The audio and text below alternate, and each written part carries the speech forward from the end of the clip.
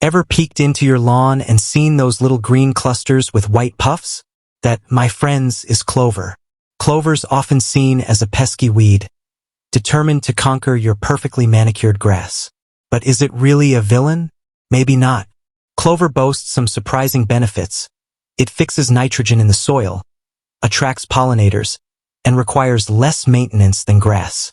Sounds pretty good, right? So why do so many people try to banish it?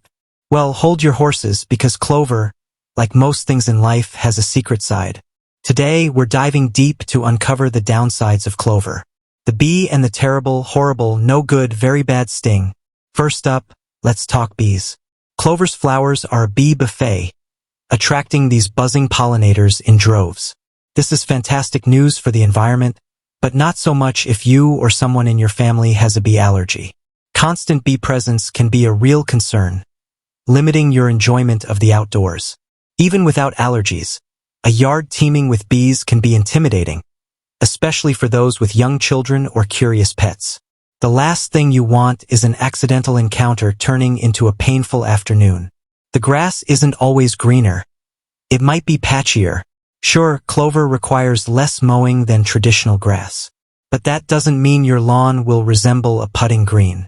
Clover grows unevenly, creating a patchy, sometimes bumpy, landscape.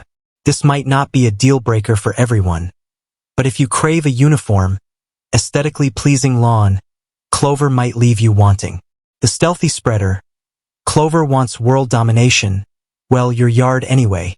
Clover's a sneaky spreader. Those vigorous roots love to explore, happily venturing beyond the designated lawn area. Before you know it, clover might be popping up in your flower beds, vegetable patch, or even your neighbor's yard. This aggressive growth can be a nightmare for gardeners, requiring constant vigilance and weed control efforts. The return of the lawn gnome. Can't escape the mower forever. While clover does require less mowing, it doesn't eliminate it completely. Those pretty flowers? They eventually turn brown and detract from the overall look. Regular mowing is necessary to keep the clover looking neat and prevent it from taking over completely. The not-so-soft touch. Barefoot adventures might end in tears. Clover might be soft to the eye, but it's not exactly plush underfoot. Compared to the smooth comfort of grass, clover can feel rough and uneven on bare feet. This might be a deal-breaker for families who enjoy spending time barefoot in the yard. Farewell, weekend warrior. No more fertilizer for you. Clover fixes nitrogen in the soil, eliminating the need for chemical fertilizers. Sounds like a win, right? Well, for some lawn enthusiasts, the act of fertilizing can be a therapeutic weekend ritual. Saying goodbye to that routine might be a small sacrifice, but a sacrifice nonetheless. So, is clover a friend or foe? The truth is, it depends. If you prioritize a low-maintenance, eco-friendly lawn and don't mind the occasional bee visitor, clover might be your perfect match.